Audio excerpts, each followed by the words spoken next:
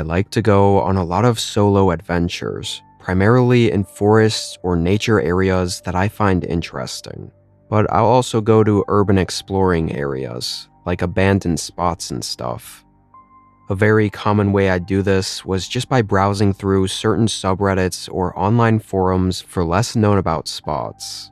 And I'd never had anything even remotely unsettling or bad happen before this. Although, what happened on this trip, I honestly can't even fully process still, almost 4 months later. On one of my go-to subreddits, I found a spot that I thought looked interesting. It was a post with basically zero traction, and the OP described the spot as this area in the forest that had several scattered caves, or cave openings, all around. He said like 10 to 15 openings, which sounded really cool. Only thing was that it was kind of a far hike, which meant I had to pack my camping gear and spend at least a night out there. I thought it was worth it though. I drove 3 hours to a section of a national forest. Obviously, I'm not going to give an exact location, but it was very remote. The trailhead wasn't even a real trailhead. It was 4 miles down a sketchy dirt road that basically just ended. No parking area or turnaround spot. It was just a dead end that supposedly was where the trail started. But there was a faint footpath going into the forest, so I just pulled into the grass off the road and parked, then grabbed my bag, double-checked everything, and headed in. I'm not entirely sure how I could tell, but somehow it was very clear to me that nobody else used this trail, not frequently at least. I'd been on plenty of older, lesser-used trails before, but this one seemed different. This one felt different, like I was entirely alone in the whole forest, in an eerie, uncomfortable way. But I kept going. Took several hours before I got to the point where the OP had marked for where the start of the caves was. And right in the middle of this small clearing, there was a medium-sized tent. It looked abandoned, like all dirty and hardly standing up. No one seemed to be around either. Honestly, I can't think of many things more disturbing to find abandoned than a tent. Now that I've had more time to think of it, the only real reason a tent would ever really be abandoned is if someone needed to leave in a hurry. Like just grab their bag and run, because the tent is the only thing that takes a while to pack. So, what did this person run from? I was stupid to not think more on this while I was actually there. I passed it and started heading toward the side of the mountain, where there was a large rock face and on it were several openings. A few of them were small that I'd have to crawl into, so I didn't bother with those. But there was one much larger opening. It was actually one of the more hidden ones, blocked by a bunch of trees and bushes. I stood at the opening and took out my flashlight. The wide opening very quickly narrowed into a tighter, almost tunnel-like passage, sort of like a mine shaft, but definitely a little bit bigger and not man-made. The flashlight reached pretty far, but even still, at the end of the light, it was just pitch dark. And with only taking a couple steps in, I got this horrible gut feeling. I stopped, and after a second, I made probably the only good decision of this entire trip, and I left the cave. I went and looked into a few more, but I just had a bad feeling about them, and ultimately chose not to enter any of them. I was still walking around by the caves and trying to decide whether to camp by the other tent or to just go off the trail somewhere and set up, when suddenly I heard something. It came from the larger main cave entrance. The sound was echoey and distorted, almost like a mixture between a laugh and a scream. It wasn't loud enough to give me a jump scare, but the way it sounded definitely unsettled me. I had no idea what made that sound. It kind of sounded human, again like a laugh or a scream, but it also kind of didn't. I really just don't know. And afterward, it was silent. I only stayed another 30 seconds before just moving back to the trail. I kept looking over my shoulder, still feeling something was really off about this place. I walked an hour down the trail before the sun started getting too low for me to continue reliably following the path, and so I just set up camp right alongside it. I got my tent up and didn't even bother with a campfire. I really just wanted the night to be over with and to get out of there first thing in the morning. Of all the remote, strange places I'd been to, this was the only time I'd ever had this sort of bad gut feeling, so it felt like it had to be for a reason. I stayed inside my tent for a couple hours, laying down and waiting to fall asleep. And then, pretty suddenly, as I was laying there, I started to get really uncomfortable. The kind where my body was telling me I needed to look around to make sure nothing was out there. I hadn't heard anything, though. The feeling really just came out of nowhere. But there was another part of me that really did not want to unzip my tent and look out, though, knowing it was going to be extremely dark and probably just make me feel even more uneasy even if I didn't see anything. After 5 minutes, I couldn't take it anymore. It was like this really strong, suspenseful tension feeling that I needed to get rid of. I unzipped the tent and looked out into the dark. Immediately, I felt a spike of fear unlike anything I'd ever experienced before. Down the trail, toward where the caves were, someone was standing there. And after a second, I noticed more people, just standing there loosely grouped together, and they were all maybe just 20 feet from my tent. They definitely saw me. It looked like they had been there for a while, just observing me. I quickly grabbed my bag and jumped out of the tent, not bothering with taking it down or even grabbing any of the smaller things that I had outside of my bag. All of them just watched me, and I could see them moving, like subtly shifting in place, and their heads turn every time I moved. So I know they were real and not just some weird shapes in the dark. I started backing up, going down the trail, but still facing the group, scared to look away for even a moment. Eventually, I was far enough back that I couldn't see them anymore, and that's when I turned around and started hurrying. The path was very difficult to follow, so even going quick wasn't actually that fast. And while I can't prove it, I'm 100% sure I was being followed the whole way. I never actually saw them again, but I could feel that they were still behind me, staying just out of sight. I got back to my car and was thankfully able to get out of there. I don't know what it was that I stumbled across near those caves, or who those people were, or what had happened to the other hiker that had left their tent behind. I do really believe, though, that if I'd gone inside any of those caves or tunnels, I would have never left.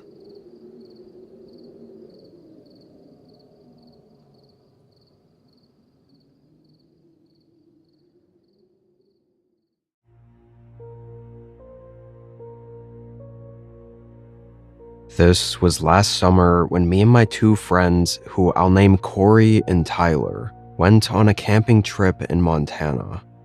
We were all just a bunch of college kids that enjoyed the outdoors and drinking around a campfire. This trip was by far the most ambitious of the ones we'd done before, though. It was a 5-ish hour hike to get to our spot, and it was not a real campground area, just a flat spot near the base of a mountain. Every other time, we'd pretty much drive somewhere that we could just camp just down a short trail from where we parked. This felt a lot more like actual camping. The first full day we were there, all of us were convinced we'd never do anything differently ever again because of how nice it was to be alone out there. No other people around, and just hanging out, being as loud as we wanted all night long. A type of freedom that we hadn't had much of before. We stayed up and had some beers around the campfire until like 1 a.m., which was pretty late for camping. Then we all got in our tents and passed out. An hour later, I woke up. All that drinking had my bladder feeling like it was going to explode. I got up, still half asleep, and walked out of my tent to do my business. I went just 30 feet into the woods, not trying to stray too far from the tents because it was pitch black outside. When I was done, I zipped up and was just about to turn around, but saw something ahead. I didn't notice it before, so I guess my eyes must have adjusted a bit in the dark, but someone was standing out in the woods. They weren't moving, and after squinting and looking for a few seconds, I was pretty sure it was Tyler. I looked for a little bit longer, thinking he had to have been using the bathroom too or something, but he legitimately wasn't moving at all. I walked over and started calling out his name in a whisper. "Tyler? Hello? Tyler? What are you doing?" He didn't answer or even move an inch to show he heard me. I looked past him at where he was looking, but there was literally nothing out there. It was just complete darkness. When I got up right beside him, I sort of peered around to look at his face. His eyes were open, but his face was empty, like no expression or anything. Kind of like he was sleepwalking with his eyes open. At least, that's what I assumed it had to be. "Tyler? You good? Let's go back to the tents. Way too dark to be wandering around right now." Tyler still said nothing. I reached my hand out and just touched his shoulder, thinking maybe I could lead him back. But he instantly snapped out of it and just stared at me. Couldn't tell if it was a scared or angry face, but his eyes were wide and it honestly really freaked me out. Then, after a moment, his face fell back into nothing, and he just walked back to the tents, getting in and zipping it up. After a second, I walked back and got in mine, but I didn't really sleep well for the rest of the night. I was in and out every 30 minutes, still weirded out by that interaction. I told myself it had to be sleepwalking, which was still fucking creepy to me, but realistically probably harmless. In the morning, when everyone came out of the tents and started talking, it was clear that neither of them knew about last night. Like Tyler was just his normal self, chatting and goofing around, and Corey seemed to have slept through everything. I guess Tyler could have known or remembered what happened, but if he did, I wouldn't think he'd be acting so normal, which made me sure it really was just sleepwalking. So I didn't bother bringing it up and just tried to forget it. The rest of that morning, we just hung around the campsite, having already walked so much yesterday. Around 6, when the sun was getting lower, all of us got up and started collecting some more firewood for the campfire tonight. We were just casually walking around, grabbing what we could find and tossing it back toward the campsite. Still talking to each other, but not right next to each other. We were all gathering sticks in different areas around the campsite. And I don't remember what exactly was said, but Corey made some sort of stupid remark, and I jokingly called out to Tyler, asking what he thought. But Tyler didn't respond. I looked around and found him standing on the other side of the campsite. He was standing in place, staring out into the woods, eerily similar to how he was in the middle of the night. Only difference, of course, was that there was no way he was sleeping, or sleepwalking, or whatever. I looked over at Corey, and by then, Corey had noticed it too and called out Tyler's name. Then we both looked at each other in confusion and started walking up to him. Corey kept saying his name, sounding increasingly more concerned. But this time, right when we got up to him, he suddenly turned around and responded, asking what we wanted, and looking at both of us like he was confused why we were calling out his name. I just stared at him, but Corey asked if he was okay. Tyler said he was fine, and the whole time he and Corey were talking, I was watching Tyler's face, and I genuinely think he did not know why we were concerned. It was like he didn't remember or process the last minute of us yelling his name and walking up to him. Dude, we were yelling at you for a while. You were like spaced out or something. Are you sure you're good? He nodded and looked at us like we were being weird. I looked behind Tyler toward where he was facing before, and it was just empty woods again. Nothing was out there. Now, I think it probably seems weird that after this, we all just continued collecting sticks and sat around the campfire, drinking again and enjoying the night like nothing had happened.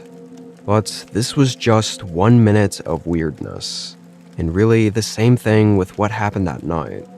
Both of these strange interactions I had with Tyler were just short, random things.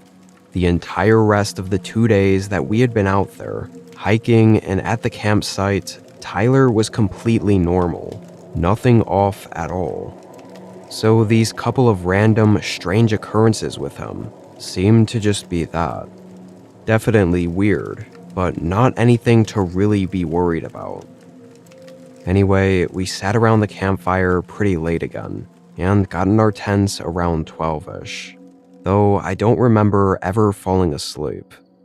I laid awake, tossing and turning, trying to get comfortable, but for whatever reason, my body refused to go to sleep. And eventually, after probably 2 or 3 hours, I had to use the bathroom again. Honestly, I was trying to hold it for a while, because I didn't want to go out there, but after some time, I just said screw it and got up.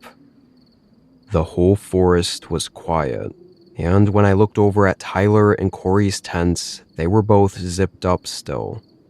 Then I walked up to the same spot from last night, and this time, before doing anything, I stood there and waited for my eyes to adjust, looking all around at the dark. It only took 15 seconds for my eyes to focus enough for me to notice a shape right out where Tyler was standing the night before. What the hell was he doing out here again? I immediately started walking up, calling out Tyler's name. I got about halfway there before I slowed down and then stopped in place. That wasn't Tyler. Now that I was a little closer, I could tell the figure looked different. The way they were standing and everything. That it was not Tyler. And they weren't looking into the woods. They were facing me. I froze, like my body just locked up, too scared to move. Then, all of a sudden, everything just shifted. The figure in front of me was gone, and I looked to my left.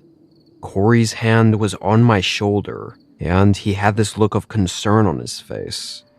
He said he heard me calling out for Tyler, and when he saw me and asked if I was good, I wasn't responding. The fear I felt in that moment, realizing how f***ed this all was, I genuinely can't even put into words. I told him we had to leave immediately, that someone was out here watching us. I didn't know how else to really explain it yet, thinking if I told him everything right then and there that he might not believe me. We went back and woke Tyler up, and although Tyler didn't admit to seeing anyone during his strange episodes, he was oddly okay with just packing up and heading out in the middle of the night without any real explanation. Not saying he was lying or hiding something, but I don't know. We packed and got our flashlights out, keeping watch and hiking back to the trailhead. Took almost 8 hours, doing most of it in total darkness before the sun came up. We had lots of talks about what had happened at the camp in the days afterward, and honestly, even today, a year later, we still talk about it, but we don't have any answers. Even still, Tyler claims he had no recollection of seeing any figures or people in the woods watching us, or even really thinks he ever was just staring out into the woods at night like I'd seen him. To be fair, I didn't remember hearing Corey calling my name or walking up to me, but I still remember and know what I saw. Regardless, I wish I could give some sort of explanation or answer to what happened out there, but I genuinely don't know.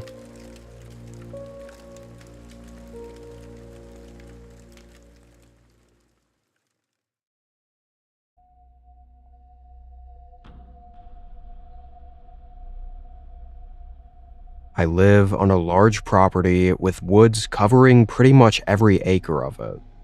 My house was the last one on the block, and it backed up to a section of the forest owned by the government, so it was essentially free for anyone to go walking or camping in. Every so often, I'd go out there with a tent and just some basic gear and camp for a night or two, just for the fun of it. I'd never go very far because I was always worried about getting lost. I wasn't really a real camper, I guess. One weekend, toward the end of fall, I decided to head out and camp for a night. I threw together all of my stuff and walked just 30 minutes into the woods, finding a decent clearing that I could camp at. I was only there for an hour, just having finished getting everything set up and making a small fire ring, when out of the trees, a man walked up to my campsite. He was average height, mid-20s, and had noticeably long, oily hair. It looked almost wet, like he hadn't washed it in weeks. And he looked nervous. He then asked me in a very dry, emotionless voice if he was close to the Forest Service road. I said not really, assuming he was talking about the one that was probably 5 or so miles from where we were. The man looked around nervously and said okay, not explaining himself or anything, and just walked back into the forest. I didn't even notice until afterward, but for that 30-second interaction, I unconsciously had my hand in my pocket, holding tightly onto my flip knife. I didn't think that I was that worried or scared, but I guess I was. Something about him didn't seem right, and I couldn't think of why he'd ask something like that, other than if he was lost. But if that were the case, why didn't he say so? After I saw him walk away and another hour went by, I tried to stop overthinking it. I started up a campfire and sat down, eating a small snack and watching the sunset over the trees. A sort of calmness fell over the woods as soon as it got dark. And while usually I loved it, this night I was kind of on edge. And it seemed like it was probably for good reason, because around I think 9:30, as I was there sitting by the campfire, all of a sudden I heard a voice. It came from maybe 100 feet in front of me, from the absolute darkness. And I thought it sounded a lot like the man who had come by earlier in the day. But what was so disturbing and horrifying was that he had called out my name. I stood up and looked at the darkness, feeling vulnerable, knowing that he could definitely see me by the campfire, while I couldn't see him at all. Then he called out again. His voice sounded weirdly like he needed help, but still none of it made any sense. I stepped away from the campfire and up to the darkness, trying to get close enough to see him. As I did, the man kept calling out. Then I found him. He was off in the trees, standing just in the middle of the dark, facing me. And when I saw him, he stopped yelling. There was a full 10 seconds where he didn't move or say anything, before I softly, in a very shaky voice, asked what he wanted. He stared at me, although I couldn't really see his face. And after a second, he asked me if he was close to the Forest Service Road. Not only was what he said the exact question he asked me earlier, but his voice was so creepily similar too. It was almost uncanny how exactly it sounded like the way he had asked it before. Every word and inflection, the dryness and lack of emotion, was the exact same, like he mimicked his own voice. And as I stood there, disturbed and really creeped out, I noticed something. This person in front of me didn't have long hair. Again, I couldn't see any real features or anything of their face or body at all, but I could still tell that they didn't have hair hanging down near their shoulders, which was one of the distinctive features of the man that came by my campsite. Whoever was in front of me, with the exact same voice and everything, was not the same person. Come to think of it, they might have been slightly taller and just different looking all around, but it's hard to say for sure because of how dark it was. But the whole voice thing was enough for me to go into a complete panic. I ran back to the fire. The person started calling my name again. I didn't know what to do, but when the voice started sounding like it was getting closer, I decided to just run. I left everything behind, my tent, backpack, and everything. I knew it was a straight shot back to my house, and so I didn't stop until I made it back there. I didn't sleep at all that night, and in the morning, I was terrified to go back to the campsite. I knew I had to get my stuff though, and when I did eventually go back there, everything was still there.